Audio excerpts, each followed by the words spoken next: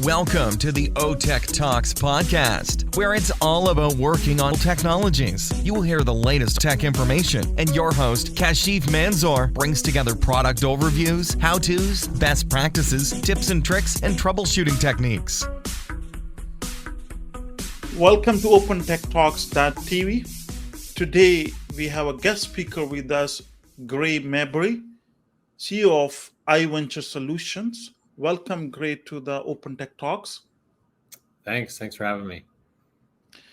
So if someone is listening today to our show, and in his first question comes about, now who's Gray on the show? So if you want to introduce yourself to the audience.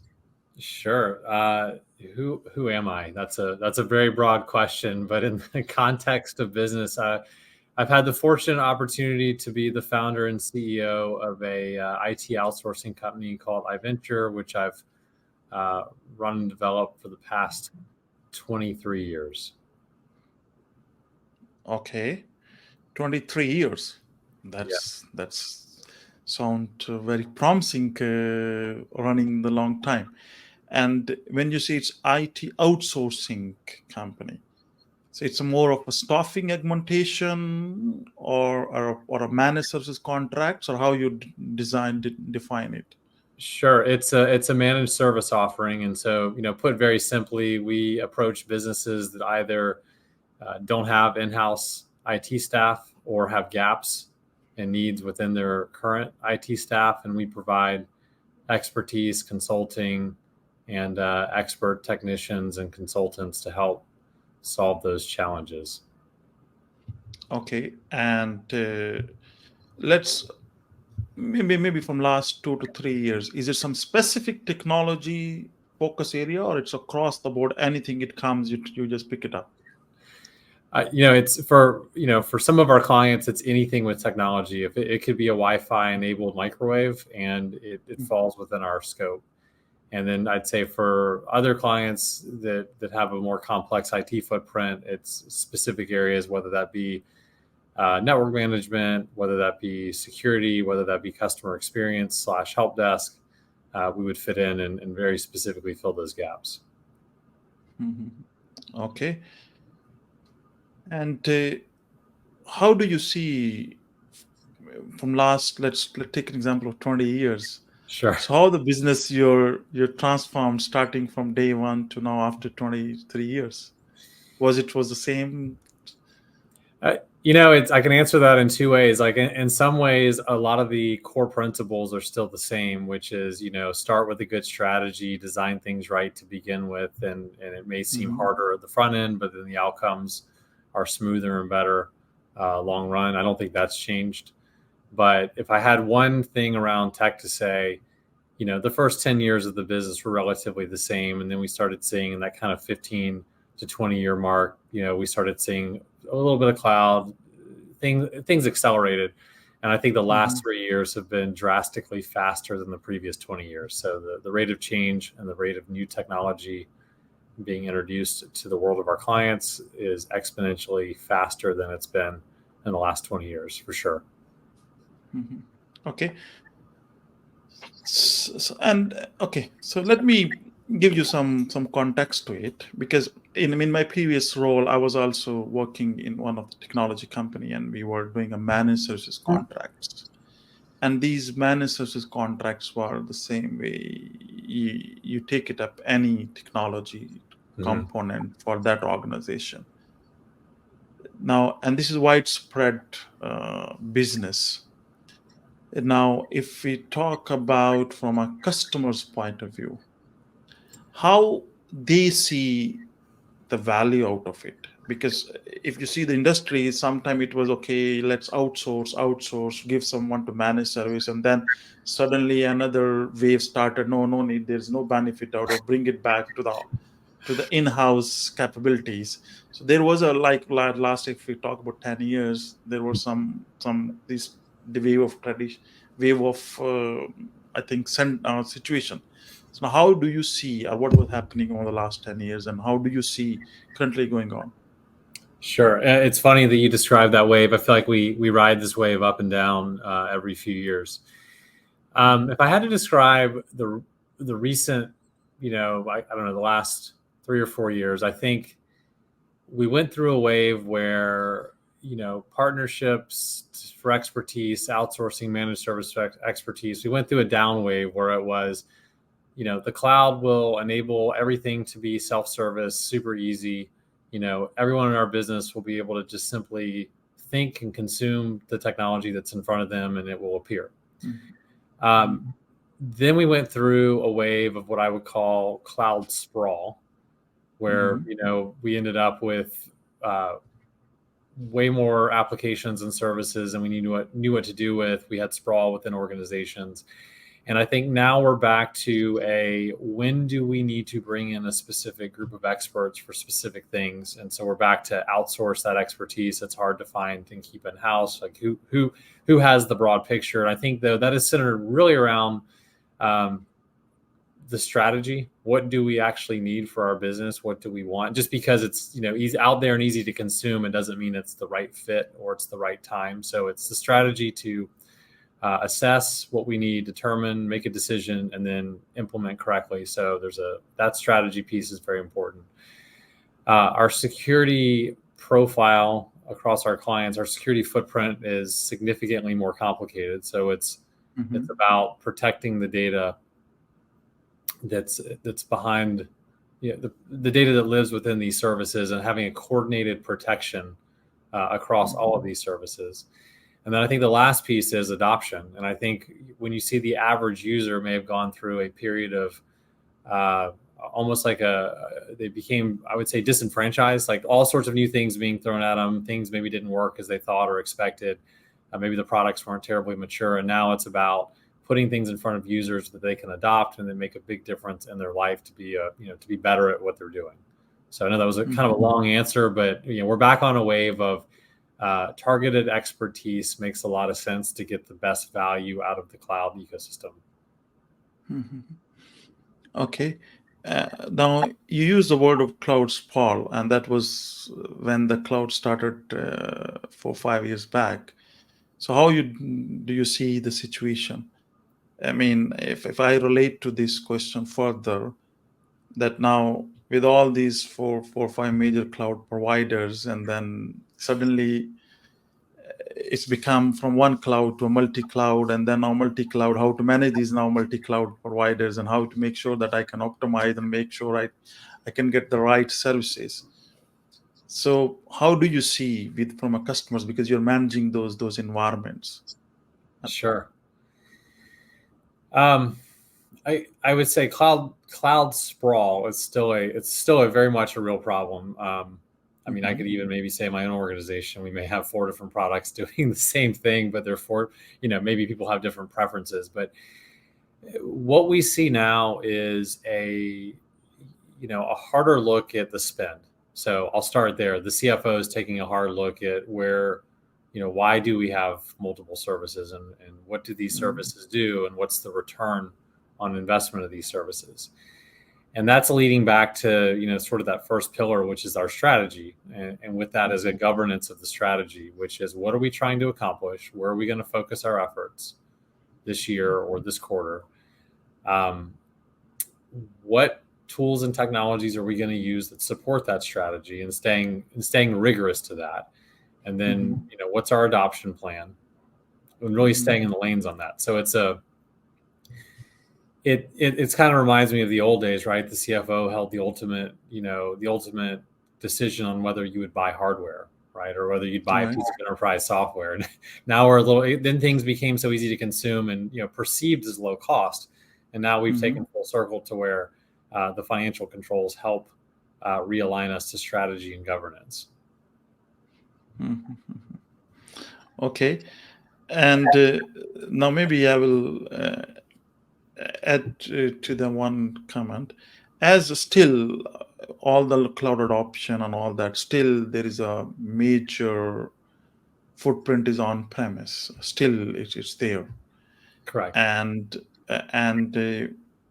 now we started seeing some of these geopolitical or regional situation, and then each country started talking about sovereign clouds, and and all those things now started popping up in different regions.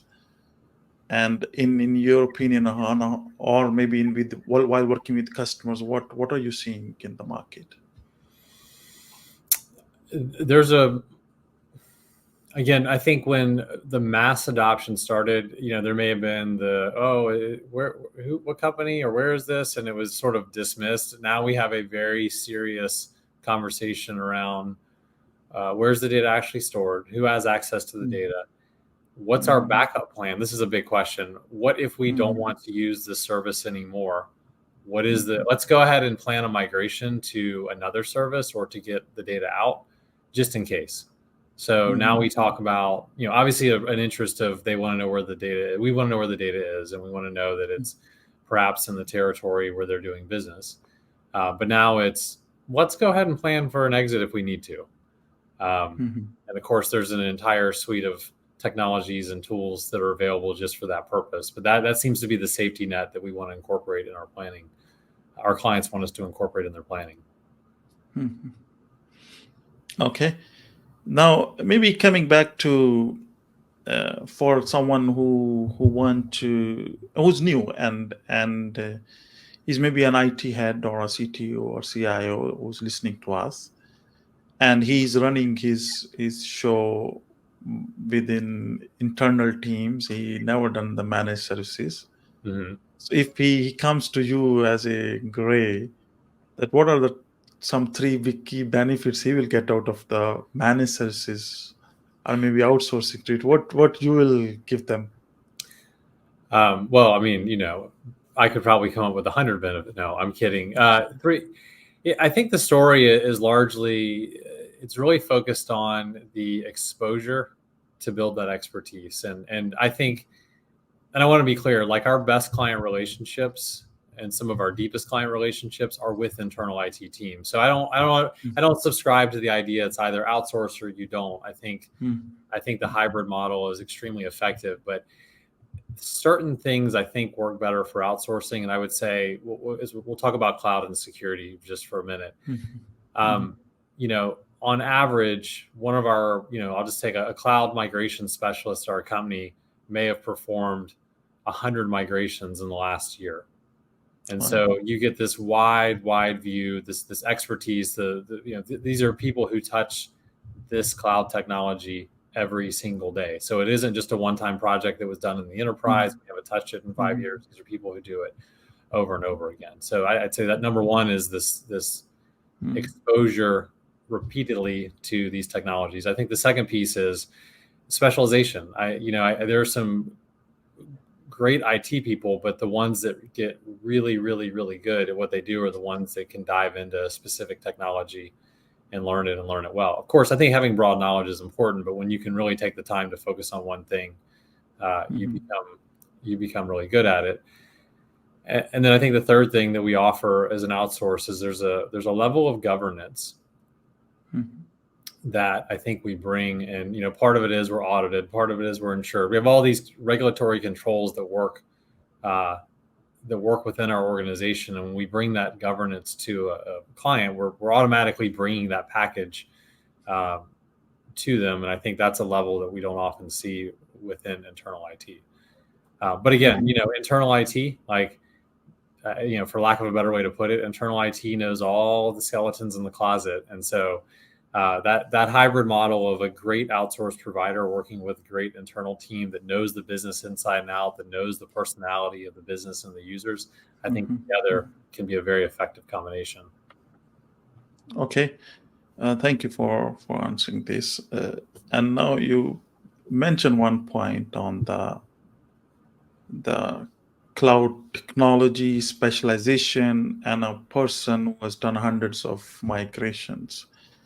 This brought me to a question of how you are making sure to get the right talent within your organization. If there's one thing that's been consistent in my field in 23 years, it's where do you find the talent? Where is the talent coming from? How do you keep and retain great talent? For us, it's really been a journey of building a bench internally to develop that talent. And Okay. and I think a few things go into that.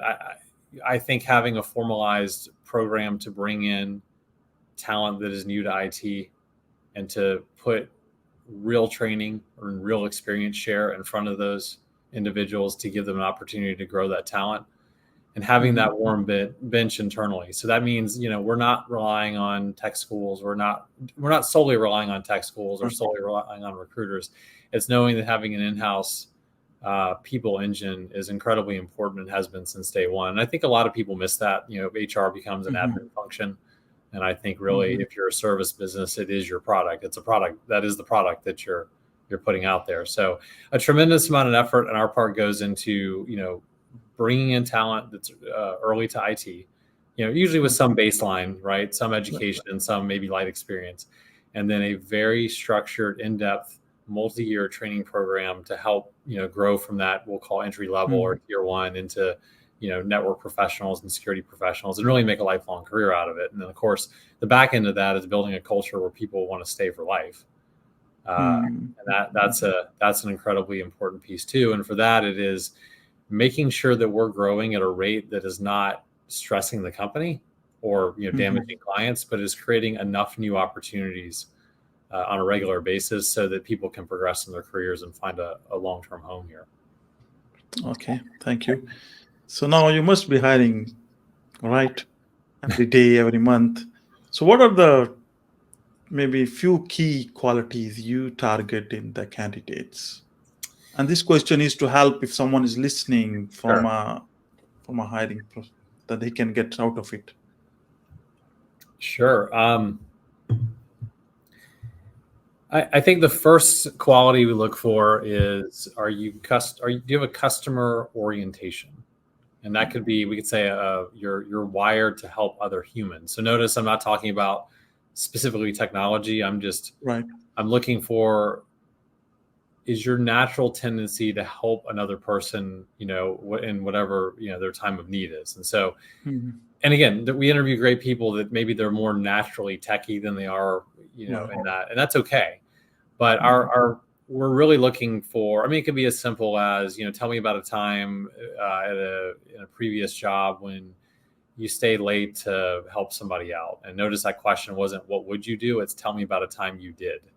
And so we'll look for experience share from candidates to talk about these experiences where they went out of their way to help another person get through something. And so that's sort of the first thing we look for. We go through a process of which, a lifelong career we calculated as about 91,000 hours at work. So we go through a process to figure out, very simply, we call it the road trip test. At the end of an interview, you're going to go on a 5-hour road trip with the candidate. And do you feel excited about it, or are you uncomfortable with it? And we always go back to, if uncomfortable, then we need to keep asking questions to get comfortable or disqualify. So again, most of our questions start with this. We're trying to get an orientation of where the person sits. We know that when we hire that person who will give themselves to others, that is going to equate not just for our customers, but that person is going to give back to other employees and then in return receive back. So we create some peer learning based on that model. Okay. Well, thank you for that. Now, I think, shift the discussion to two areas which are interlinked to it. As with over the last one year, AI became suddenly at the top of the agenda from a market hype point of view. So that must be when wherever you are working with different partners, customers, and how you are seeing them. That is there a requirement? Is there on AI on the agenda?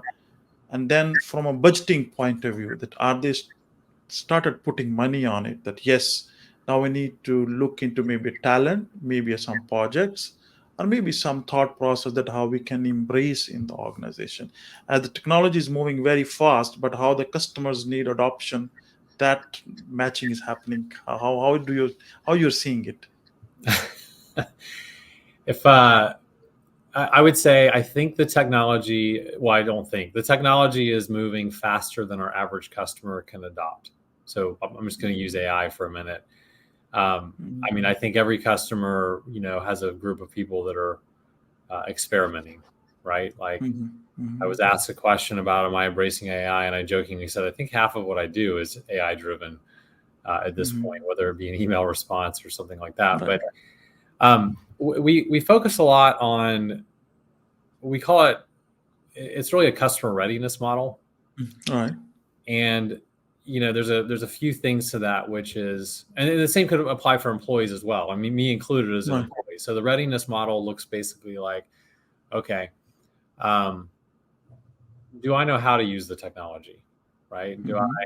That could be as simple as, is it built into applications that I'm using, or is it another tool, another cloud service that we're using? So do I know how to use it? But then the piece that we have to really focus on is, do I know why I'm using it? Right. Do I see a value in using it? Why am I using it? And so this is a litmus test question, going back to the earlier conversation about governance and do we add something into the portfolio of cloud services? And it's, why am I using this? And is there a benefit to me doing this? And I think that's a much harder question to ask. And, Right. For our customers, we can answer that. When they can answer that question, I know why I'm using this. It saves me time, or it provides, I can do something better for my customers, or we're, more secure, whatever the answer to that is. When that can be answered, now the user, think about an average user of technology. Now the user's pulling us, saying, I want to use this. I need to use this, versus, the worst is you're pushing technology on people, and they're like, I'm busy and I don't see the value. So I think we have to get that narrative right first, and then it becomes a much smoother path. Right.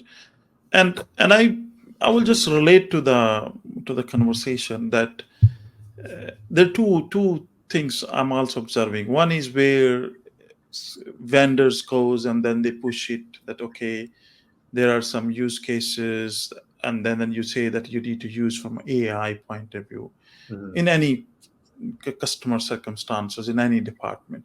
And then there are certain set of customers where they really actually want to see, no, it's not about AI, what business problem I'm having in hand and how AI or something can solve it.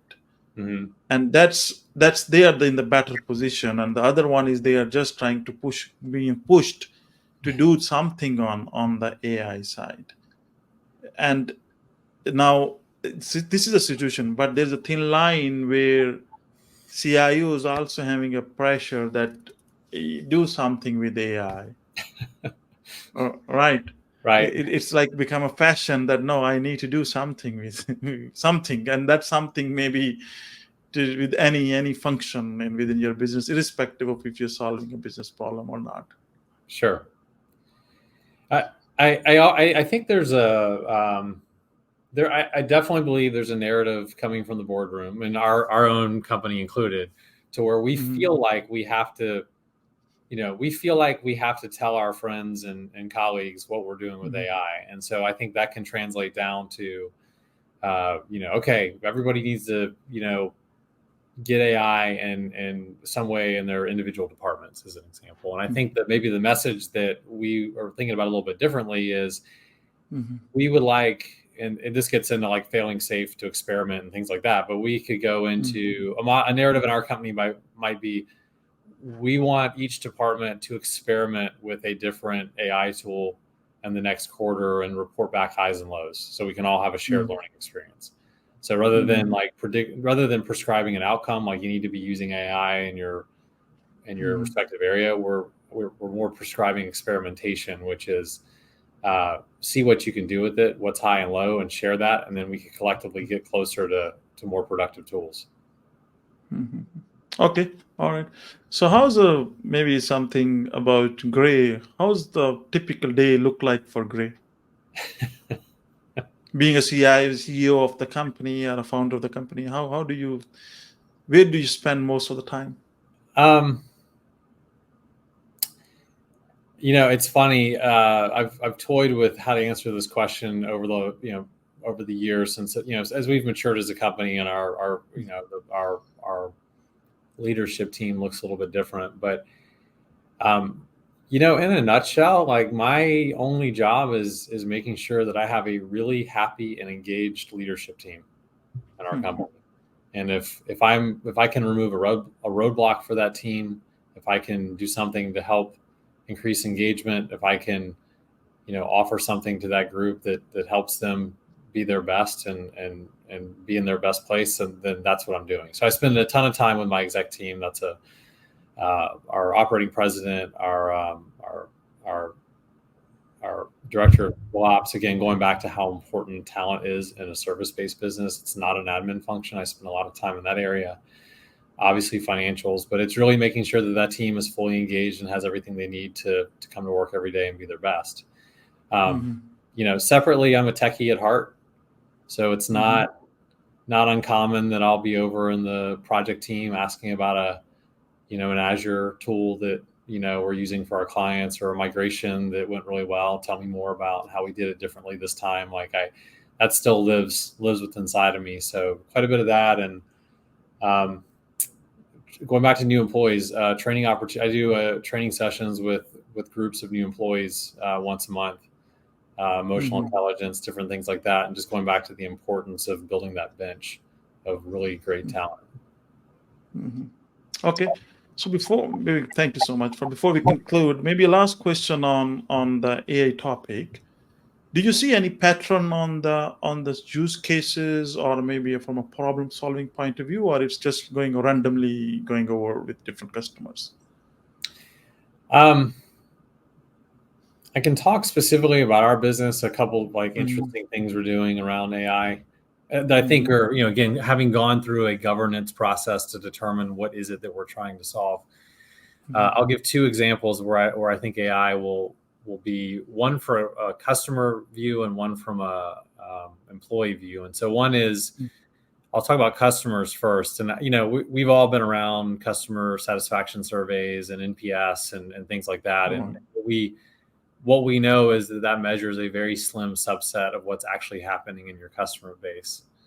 And so what we're doing, which I think is very unique, is using AI to analyze virtually all communication. And I'd say we're taking a subset of communication, working towards all communication. So email, transcribed phone calls, we work on obviously service tickets, ticket updates, analyzing tone, analyzing issues to really tell us, how do the individuals at a customer feel about the service they're receiving? How do we feel about the service we're providing? And what are the actual, not what's the type of ticket or but what's actually going on here? So the idea is raising that customer intelligence, both from a technical and an emotionally intelligent way, so that we can be absolutely spot on with the service we're providing. So much so is that we know the personality of the person who is on the other end of the phone before we even say hello. So there's some really interesting things around that. I'm passionate about it because I think we've all had that mediocre customer experience with XYZ vendor, and this is us taking steps to make sure that we never go down that road. Using AI in the employee side is interesting because what we're now doing is looking, what are the characteristics of our most engaged and happiest employees? So not just the basics of, well, what did you do before? But take a resume, take a LinkedIn profile, take an entire body of work of your entire career and education history. I mean, even nuances about how you grew up and where. How can we identify these markers at the very beginning so that when we make that job, we look at job offers as a two-way street, right? So we would be doing a disservice by making an offer to someone that we didn't think would be a lifer. And so we can look at some markers ahead of time so that we are doing our best for those candidates to become employees. And I think that'd be a real win, win for us. Okay. All right. Thank you so much, Gray, for joining and sharing your insights on it. So as a last question, so as a CEO, what is one of the favorite tool which you need you can't run without the business? My favorite. Is there any tool? Well, I mean, I just my Outlook calendar, just because I wouldn't know where to go or what to do. But, no, I mean, as of late, aside from some of the internal metrics and reporting, but I've had a lot of fun with ChatGPT, and I would say, professionally, it's been helpful just to save time and optimize. But I'd say personally, we get at least one bedtime story a week for my 11-year-old daughter that we co-create with ChatGPT, and that's just been a really fun bonding moment. So that's my favorite tool right now for that purpose.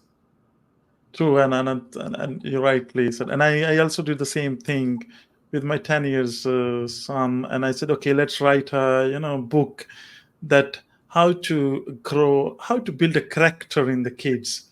And then we start asking questions, and then you become like a quite very good exercises it gives that, okay, parents need to do these different type of exercises which build the character building. I was astonished, frankly, to see those exercises. Think about, so we're new, right? We're new to prompting chat. We're new to prompting AI. Like, we're learning how to talk to it. True. I think about, like you mentioned, a 10-year-old, 11-year-old. Think about when our children enter the workforce, they're going to be absolute pros at interacting and really elevating that AI experience. So I'm super fascinated to see what that looks like, I think. True. No, I had a chat with some kid in Australia that he was, I think, 12 or 13 years. And then he started teaching how to use ChatGPT to the above 50, 60 years old in his community. And then I had a chat with the kid, and I really, enjoyed it. And he was saying that, now even in schools, the teacher started asking him that, okay, how it's just become his extracurricular activity. And then he was happy that he started making even dollars. Yeah, even better. Yeah, even better. Thanks for listening to the OTech Talks podcast, and be part of Tech Talks at otechtalks.tv. It's a turf to share ideas, insights, and thank you so much. Yeah, thank you for having me. Take care.